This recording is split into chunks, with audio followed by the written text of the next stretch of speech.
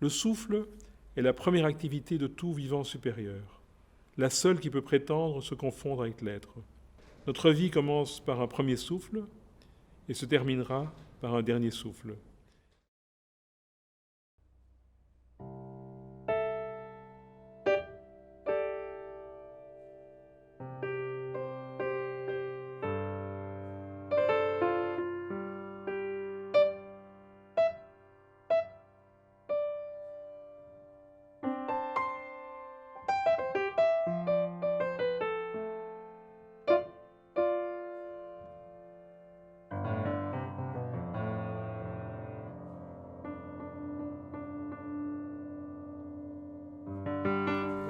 Écoute, je t'explique, Régine, c'est une exposition plutôt pauvre, arte povera.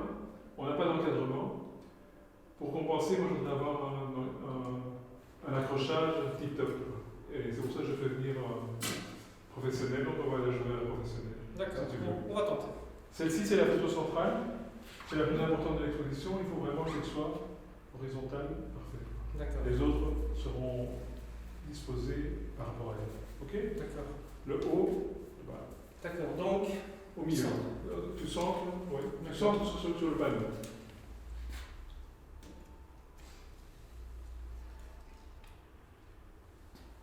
bon, Ok. je vais déjà fixer ça, ceci. Ensuite, je vais régler les niveaux.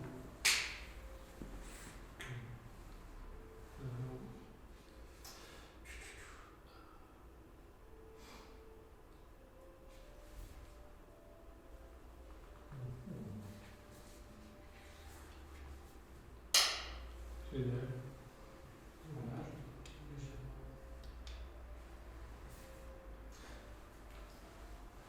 Voici, je rajoute peut-être.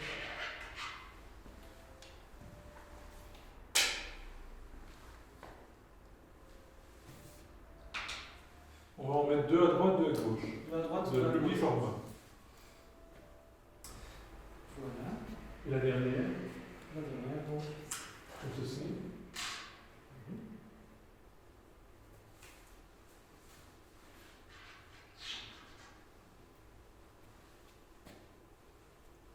Ici.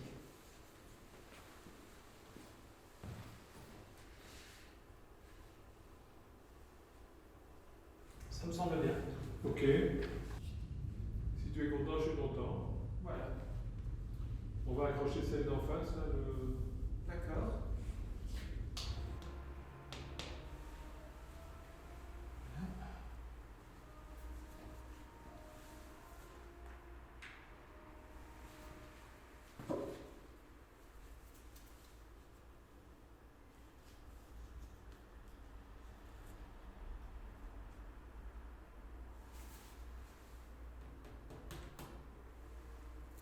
Ok.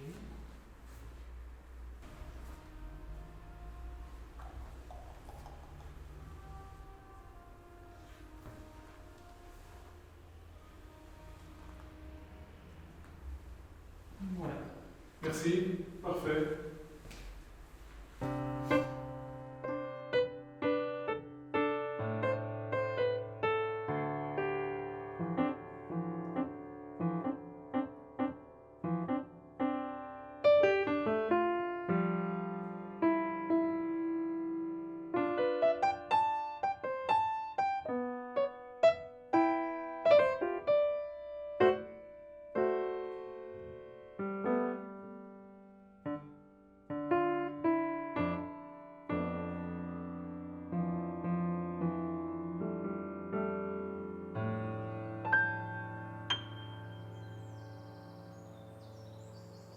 Ce qui s'est passé, c'est que cet été, quand je me promenais dans le parc et dans la ville d'Anguin, je me suis aperçu que quelque chose avait changé. Donc il y avait un objet qui est apparu.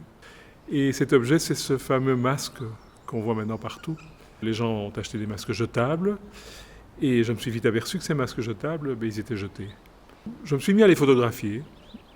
Donc j'en ai trouvé un, et puis j'en ai trouvé deux, j'en ai trouvé trois. En fait, chaque jour, j'en trouvais 4-5.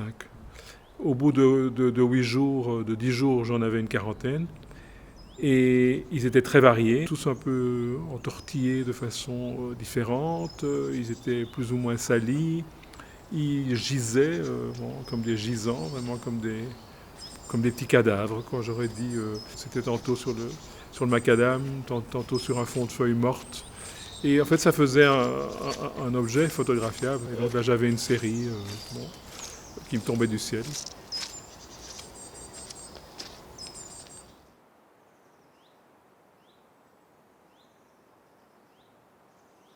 Et donc l'exposition d'Imière de masques jetables est conçue comme une sorte de pastiche du travail de Pasteur.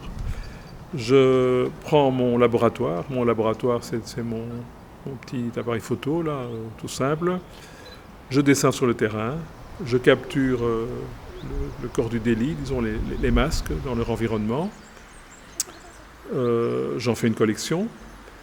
Je les apporte ensuite au laboratoire. Et le laboratoire, c'est simplement le laboratoire Berger, le laboratoire de photographie Berger, ici en Gien. Et ma demande est toute simple. On va agrandir ces photos, on va les multiplier et on va, après ça, les exposer.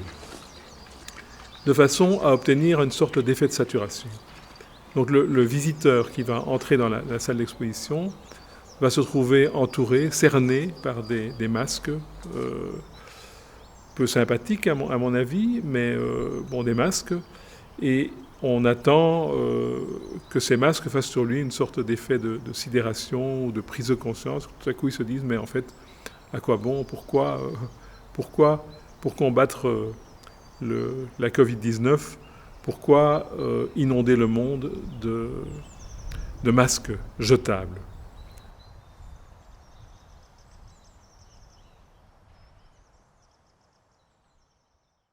Marcel, je suis venu te voir parce que je prépare une exposition au Centre culturel et l'exposition porte sur un phénomène tout à fait qui est apparu au mois d'août, qui sont les masques jetables abandonnés dans la nature. Et au début, je les voyais à peine, et puis tout à coup, ils se sont mis à fleurir, à se multiplier. Et je me suis dit, je vais les ramasser. Et puis, j'ai pensé, les ramasser, c'est quand même pas très clean de ramasser ces masques. Donc je me suis dit, je vais les photographier. Alors, voilà. Et j'en ai photographié quelques-uns, et puis finalement, j'avais une collection.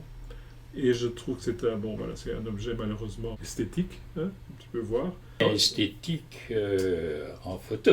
Oui, en photo. En soi, oui. Bon. Et surtout en photo quand on le multiplie. Oui, quand on le multiplie. Oui, effectivement, c'est une très bonne idée. Et donc j'ai été présenter mon idée à Laurent du Centre culturel, qui a tout de suite pris. Il m'a dit, vas-y, va de l'avant, reviens dans une semaine avec des choses un peu plus concrètes. Et donc c'est pour ça que je suis venu te voir, parce que je voulais un avis précis donc, sur la qualité photo de mon travail, et surtout la possibilité d'agrandir jusqu'où. Ok, pas de problème. On va regarder ça et on va voir pour l'impression.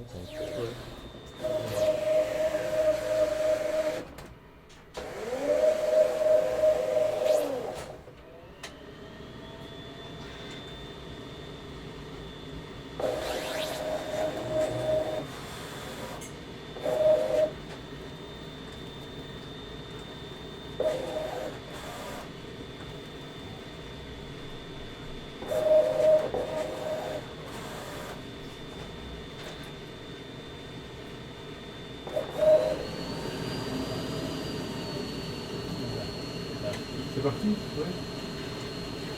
On va voir un premier Donc on est sur du papier mat, hein, oui, pour faire comme on l'avait dit. Oui, okay. Tu dois être présent chaque fois Non. Ah non, ça va. C'est une reliure. Ça coupe automatiquement et ça tombe dans... On va regarder ici.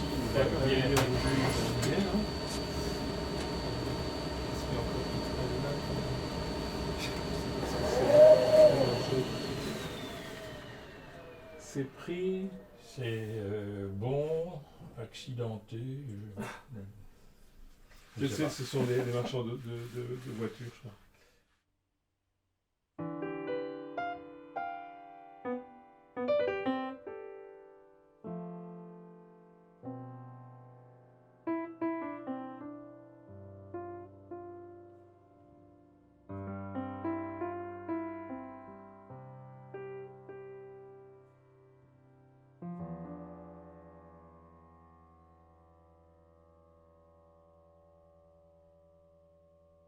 je pense que je ne t'ai pas donné le titre de l'exposition. Et ça va s'appeler 10 milliards de masques jetables. 10 milliards de masques 10 milliards. jetables. Oui, 10 milliards. Il faut porter 2 masques par jour. Un masque tient 4 heures. 2 fois 4, ça fait 8. Donc chaque Belge devrait utiliser 2 masques. Les adultes, hein. Les enfants sont exclus de tout ça, bien sûr. Et donc en Belgique, ça ferait à peu près 16 millions de masques, hein. 8 millions d'adultes. Et à l'échelle de la planète, là, je me suis demandé combien il y avait d'adultes sur la planète. Et pour le savoir, je me suis renseigné sur le nombre de smartphones sur la planète. Et alors, tiens-toi bien, il y aura à peu près 5 milliards de smartphones sur la planète. Donc on peut dire qu'il y a 5 milliards d'adultes qui utilisent ces smartphones. Donc on multiplie 5 par 2, comme j'ai déjà dit, et donc on a 10 milliards par jour. Mon problème, c'est que je fais une exposition, je l'intitule 10 milliards de masques jetables. Il faut que je remplisse mon contrat, et donc que je montre aux gens 10 milliards de masques. Alors là, j'ai utilisé une petite astuce. 10 milliards de photos, je t'arrête tout de suite, je n'ai pas imprimé. Non, t'inquiète pas, avec 10 photos, ça va marcher. Et donc c'est Raymond Queneau, que tu connais certainement. Il y a 10 poèmes comme ça qui se suivent dans ce livre. Et puis, il les a découpés en lamelles. Bon. Et comme c'est aussi, Queneau était un poète, mais aussi un mathématicien, il a fait 10, c'est le nombre de poèmes, exposant 14, le nombre de vers, donc le nombre de lamelles, et 10 exposant 14, ça fait 100 000 milliards. Si je comprends bien, on va imprimer 10 photos de masques Différents. et puis on va les découper. Exactement, voilà.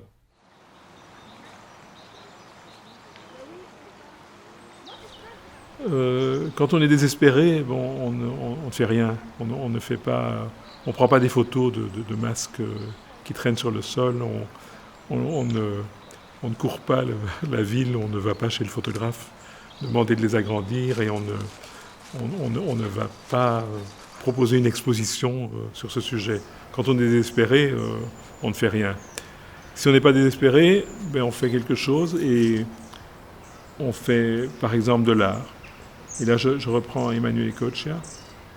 Je cite, « L'art est l'espace dans lequel une société parvient à rendre visible ce qu'elle ne peut confesser, penser ou imaginer. » En fait, c'est ça le but de l'exposition.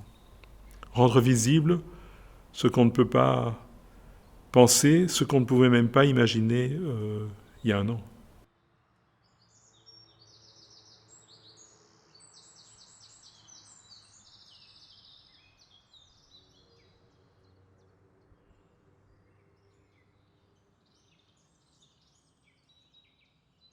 Voilà.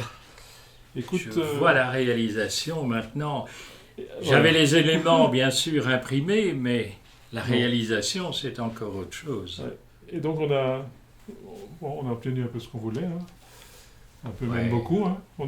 Oui, c'est pas du copier, mais c'est de l'inspirer. C'est de l'inspirer, tout à Voilà. fait. Oui. Alors, moi, j'ai Oui, je vois ta reliure en... japonaise. Oui. Alors, 10 exposants 10, hein. On a 10 milliards 10 de masques jetables. Oui. Et je te laisse manipuler. Comme ça, tu découvres le travail. Hein. Voilà. Ah Ok. oui. Ça, c'est le premier masque que j'ai photographié sur la grande pelouse du Grand Parc.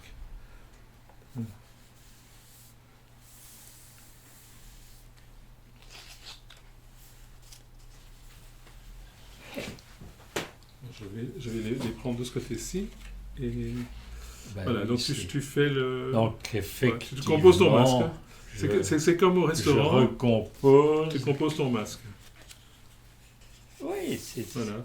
assez génial. Voilà. Il faut faire Oui. attention de ne pas retomber 2 fois sur le même. Enfin, on peut aussi, pourquoi pas. Oui, C'est bon, bien on retombe sûr. toujours sur les mêmes. Hein, là. Bien sûr. Ah voilà, c'est génial. Voilà, mais voilà. On a C'est même presque joli. oui, oui, on a le numéro 1 quand il est à la fois dans l'herbe et sur le macadam. Et sur le mat. Voilà. Oui. Ok. Eh bien, chapeau. Ouais. On peut se demander aussi, bon, à quoi ça rime d'exposer des objets comme ça aussi dégoûtants en fait, et à la fois très esthétique. Pour moi, il n'y a qu'une seule, il n'y a qu'une seule justification à ce travail, c'est de mettre en garde les gens contre cet objet. L'idée, c'était d'assortir l'exposition de masques, d'ateliers, de réflexion et surtout de partage, mais au niveau très élémentaire, de partage de ce que l'on ressent dans cette société qui se précipite vers un mur, et ce mur s'appelle la mutation écologique.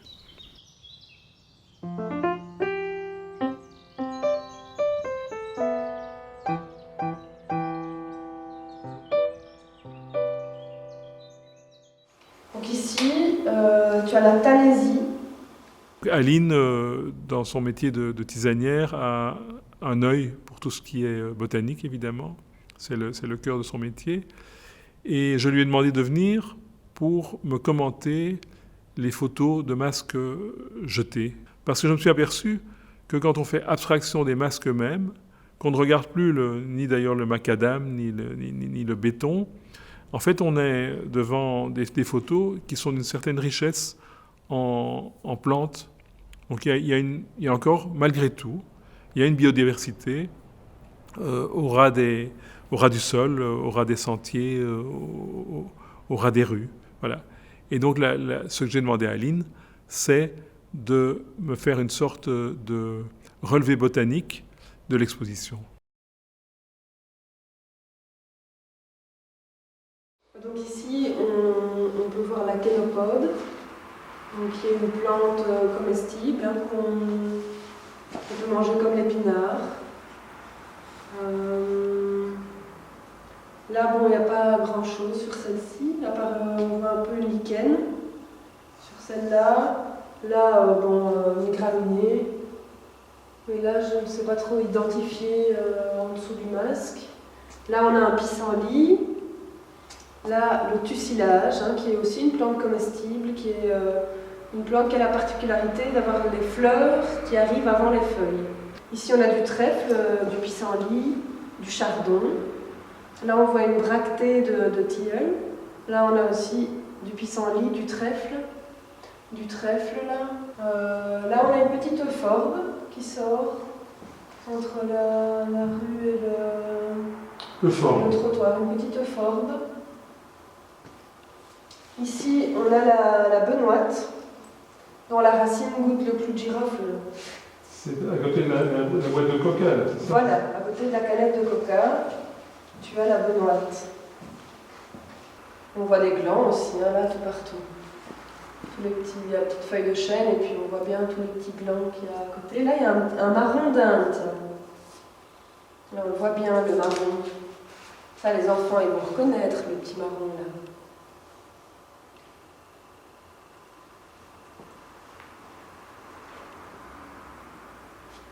Voilà, on a fait le tour.